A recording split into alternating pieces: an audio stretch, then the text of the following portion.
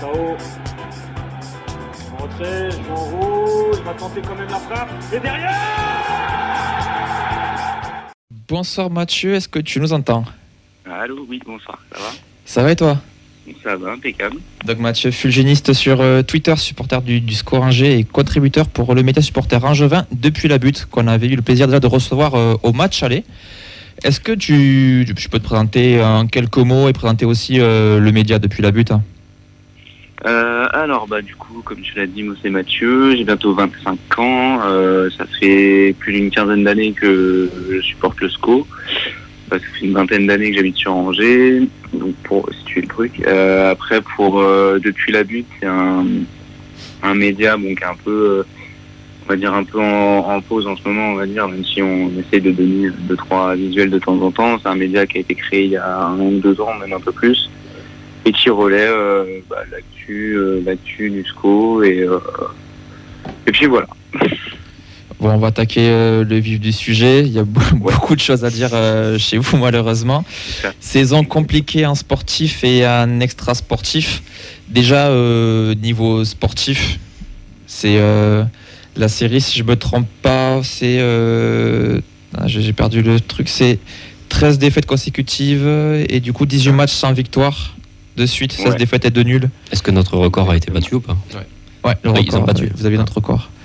Ouais, c'est ça. Qu'est-ce qui va pas? Qu'est-ce qui va pas chez vous à Angers? Déjà, niveau extra-sportif aussi, on a le coach qui vient d'être viré cet après-midi. Exactement. Viré, il a plutôt de ce qui se dirait ou de communiquer, enfin de ce qu'on en comprend, il aurait démissionné, mais comme il a bien dérapé. Pardon? Il a bien dérapé. Hein. Oui, c'est pas le seul au club, hein, et puis ça fait déjà quelques temps que c'est pas le seul à déraper au club. Ouais, mais c'est le seul qui a débarqué par contre. Oh, il fait une legrette, hein, il s'est replacé vite. Hein. Ouais. En fait, de base, c'était le directeur d'un centre de formation et aussi le coach de notre équipe réserve, qui au moment de prendre ses fonctions, il y a eu quand même quelques sujets, quelques articles de journalistes locaux sur ses méthodes d'entraîneur et de coach assez rude envers les jeunes et pas très pédagogue, on va dire. Donc on savait dans quoi on s'embarquait, mais là je pense que c'est la goutte d'eau qui a fait les baies de vase, dans le sens où même les joueurs étaient un peu choqués, un peu surpris. Pour remettre vite fait dans le contexte, on a notre arrière gauche remplaçant Ilyes Chetty qui est accusé et qui a reconnu d'attouchement auprès d'une jeune femme. Donc pendant la causerie, le coach a fait allusion à cette histoire-là, étant donné que le joueur a reconnu sa culpabilité aussi. Le coach a essayé de dédramatiser la chose en disant on a tous déjà touché des femmes, etc. C'est pas des choses à dire, surtout quand il y a des femmes dans la salle, quoi. Ouais. Et c'est la goutte d'eau qui a fait déborder le vase, parce que c'est sorti dans la presse, ce qui a été dit dans cette causerie. Et du coup, la pression médiatique, populaire, etc., fait que il n'avait pas d'autre choix que de démissionner, on va dire. Même si c'est un cauchemar quand même là. Oui, même si notre directeur de la communication, qui lui aussi est assez contesté, a essayé d'étouffer l'affaire, d'éteindre l'incendie en démontant tout ce qui a été dit, le coach a avoué quand même ce qu'il avait dit. Et puis il n'est plus notre coach aujourd'hui. Donc là, samedi, ce sera le coach adjoint Alexandre Dujeu qui va prendre l'équipe en main, et puis il est probable que dès lundi prochain il y ait un autre staff, un autre coach à la tête du SCO. Je pensais que c'était la Catane ou la saison qu'on avait vécue il y a 3 ans. Non, mais j'ai l'impression qu'il y a pire ailleurs. C'est pire. Ouais. En général, quand il n'y a rien qui va, il n'y a rien qui va, quoi. Les autres équipes, je me dis putain, ça va être galère de supporter Bordeaux, Metz, les années précédentes. En fait, on est à leur place. Donc je vois ce que ça fait. Maxence. Ouais, j'avais une question plus sportive. On voit quand même qu'il y a des joueurs qui sont pas sur le papier, qui sont quand même intéressants. Je pense à Untouji, Bentaleb, même Unou. Pour toi, quels sont les rares joueurs qui tirent leur épingle du jeu actuellement? Alors pour le cas Bentaleb, je suis assez d'accord, même si on va dire que déjà il jouera pas ce week-end parce qu'il a pris un rouge le week-end dernier, donc il est un peu sanguin, on va dire. Et il a un peu tendance à, des fois, vouloir que les ballons ressortent par lui, donc avoir un peu de déchets aussi. Mais c'est le défaut de ses qualités, on va dire. en joueur intéressant, je citerai pour moi Ibrahim Aniane qui est arrivé de Metz à l'hiver dernier, qui ne jouait pas trop là-bas, mais qui je trouve est assez intéressant dans le jeu. Il apporte son envie aussi. Il y a Pierrick Capel qui joue moins aussi, mais qui a cet esprit assez combatif qu'on avait ces dernières années. Après, sur d'autres joueurs, tu as cité Untonji, on va dire que c'est mitigé les avis sur lui, parce qu'il n'est pas non plus exemple de tout reproche, mais bon, c'est un peu le cas de toute l'équipe aujourd'hui. Donc il n'y a pas beaucoup de monde à ressortir du lot. Je citerai aussi Bernardoni qui ne peut pas faire grand-chose, mais qui nous sort parfois de belles catastrophes, on va dire. Enfin, il nous évite des catastrophes plutôt. Et voilà. Je vais pas te faire l'affront de poser des questions sur point fort, point faible de l'équipe. Je comprends que c'est quand même une saison compliquée. Point fort, c'est vrai qu'il n'y en a pas beaucoup. Vous y croyez encore au maintien quand même? Il y a cette envie d'y croire, ou toi en tant que supporter et même tes collègues autour de toi, c'est dur? C'est quand même compliqué. Nous on préfère limite en rire maintenant en tribune, mais tu m'aurais posé la question au début du mois de janvier, en plein milieu de la série de défaites, et même après la 13e défaite d'affilée, on pouvait encore un peu y croire. Surtout le calendrier du mois de janvier, c'était face à des concurrents directs, donc si on prenait des points, c'était encore faisable. Là, on en est juste à espérer une victoire déjà. Oui, pourquoi ça dynamique? Et éventuellement ne pas finir dernier, mais mais on se fait plus trop d'espoir, quoi. À 10 points du 19e, c'est assez, ça va être assez délicat ce match. Parce que vous avez combien de points là? Là, on en a 10. D'accord, en plus avec 4 descentes, plus c'est un peu compliqué d'envisager. 10 points et il reste une dizaine de journées à prendre, donc c'est assez compliqué quand même. Oxens, tu avais une question? Oui, j'avais une deuxième question concernant, on parle de la déroute sportive et en interne. Tu contribues à un média qui s'appelle Depuis la butte, si j'ai bien relu les fiches. Généralement, quel est l'état d'esprit des supporters d'Angers? J'ai pas trop entendu la question, désolé. L'état d'esprit des supporters d'Angers en ce moment, est-ce que c'est vraiment de la résignation, de la honte surtout? Ouais, il y a beaucoup de colère de notre part, et de la part de la bonne partie des supporters que je suis sur les réseaux.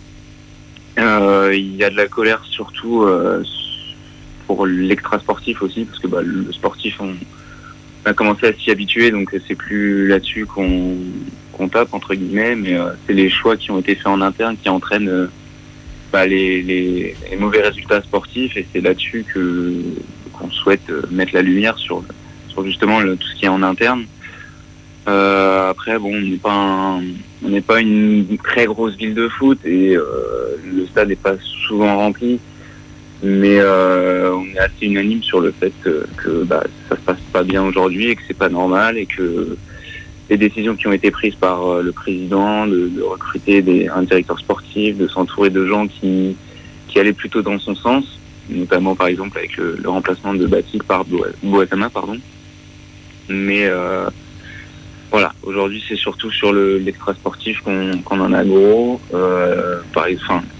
Pour exemple, dimanche à 11h, un rassemblement est prévu par le COP de la Butte, là, le COP principal angevin, pour justement manifester son mécontentement auprès de la direction devant le stade.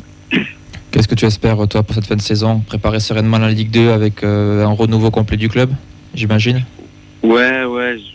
Moi, j'en suis plus à espérer que les personnes responsables de la saison quittent le navire, entre guillemets, et qu'on se projette rapidement sur la saison de Ligue 2, que les joueurs montrent un peu de fierté et d'ego en essayant au moins d'avoir une victoire ou deux, et puis l'année prochaine on essaiera de se maintenir et de se pérenniser en Ligue 2 avant de construire un projet pour la Ligue 1. Avant de passer au prono, quel est ton regard toi sur le TFC? C'est une équipe que tu suis un peu de loin? j'essaie de m'intéresser un peu à tous les clubs de Ligue 1. Le TEF, j'ai surtout vu les résultats de 2023 où c'est un peu mieux, j'ai l'impression, depuis le retour de la Coupe du Monde. Ouais. L'épopée en Coupe de France doit y être aussi pour quelque chose, je pense, au niveau mental. C'est une équipe qui est assez compliquée à jouer au stadium. Après, à l'extérieur, j'avoue que je fais pas trop gaffe à tous les résultats non plus. Clairement, ce week-end, je m'attends pas à une victoire en juillet, mais si on peut avoir au moins un match nul, ça serait plutôt pas mal. Tu seras au stade, toi, dimanche ? Ouais, je pense. Si je peux y être, j'y serai. Du coup, bon, vu que tu as commencé pour les pronos, tu dis match nul, tu dis quoi comme score ? Si un match nul, je pense un partout, mais je pense surtout que Toulouse va gagner au moins avec un but d'écart, parce que c'est la spécialité angevine sur ces derniers matchs de perdre à domicile par au moins un but. Valentin, ton prono ? Une victoire de Toulouse pour se relancer. Je dirais 1-0. Alex ? 4-0. On va se faire violence. Après les matchs ratés, on a une cible facile en plus en vue. À mon avis, ils vont pas tergiverser. 4-0. Oxens ? C'est surtout qu'en fait, il faut pas perdre ce match, quoi. Donc, même 2-0, je pense que ça peut passer aussi. 2-0 pour le TEF. Nathan ? À une époque, on perdait contre Arles Avignon et Grenoble. Donc, j'ai peur de ce match. Je vais dire, victoire 2-0 de Jagerud Dalinga. Et Yves, pour terminer ? Pour nous, c'est un peu, c'est bizarre de le dire comme ça, mais c'est un peu le match de la peur quand même, parce que c'est celui qui peut nous plonger dans une spirale très négative et commencer à nous refaire regarder derrière, alors que jusque-là, on était un peu tranquille, mais je pense qu'on devrait réussir à se sortir d'un match piège, mais que je partage assez l'avis de notre confrère angevin. Une petite victoire par un but d'écart, 1-0, parce que je vois mal Angers être capable de marquer un but. C'est très compliqué pour eux. Une petite victoire 1-0 avec un but de Dalinga, puisque c'est lui de toute façon qui marque s'il y a but. Voilà, ce sera... Ok, écoute, merci beaucoup Mathieu. On peut te retrouver sur Twitter, Fulgidiste, donc du main supporter depuis la butte. Bon courage pour cette fin de saison. On t'apporte tout notre soutien parce que nous aussi on a connu des saisons galères, on te comprend. Comme disait Camille en commentaire, on sent la souffrance dans ta voix, donc grosse force à toi et aux supporters en juin. Le problème pour eux, c'est que c'est pas que sportif, et que la honte, elle vient vraiment de l'extra sportif, parce que ce qui se passe et toutes les affaires dans lesquelles le club retrouve son nom mouillé à cause des protagonistes, c'est des affaires qui sont proprement dégueulasses, quoi. Ouais. Sachant que la pire, c'est quand même celle qui entoure le président, et celle-là, il serait bien inspiré de laisser la place pour donner un peu de, comment dire, un peu de crédibilité et de dignité au club. Écoute, Mathieu, désolé d'avoir remis le couteau de la plaie pendant 20 minutes. Bonne soirée, bon courage à toi. Salut les gars. Ciao. On rappelle du coup le déplacement avec les Indians. Est-ce qu'il est complet? Il y a encore des places? Il est quasiment complet, je crois. Donc s'il y en a qui se réveillent au dernier moment, c'est maintenant. Alors du coup, j'ai noté les tarifs. 75 € pour les membres, 85 pour les non-membres. C'est ça. Et j'ai vu passer je crois sur Facebook et Twitter le numéro, je le donne si jamais, pour appeler 06 33 41 51 25. Appelez-le de préférence entre minuit et 3h du matin. N'hésitez pas, on appellera pour poser des questions pour le déplacement aussi en Coupe de France. À cette heure-ci, il sera content de nous répondre, j'imagine. Petite info pour la feuille de match, puisque nous serons au Danube pour commenter ce match en Facebook Live. On ne pourra pas être du déplacement. Live à partir de 14h30 pour ceux qui seront sur place. Et pour la première fois, on sera diffusé dans les enceintes du bar. Et donc n'hésitez pas, le micro est ouvert, vous pouvez venir participer, prendre la parole, commenter. Il y aura avant-match, après-match et aussi un petit débrief à la mi-temps en Facebook Live et aussi sur Twitch si jamais vous n'êtes pas dans le coin du bar ou pas sur Toulouse. On vous attend nombreux ? Oui. Ouais. Ça me paraît logique. Non, venez pas. Surtout, n'hésitez pas. Non, puis il y a pas mal de petites formules. En plus, Dany maintenant collabore pas mal avec le TEF. Il y a des réductions si on a des maillots, des choses de couleur du TFC. Il y a un happy hour, je crois. Il y a un happy hour aussi. Ouais.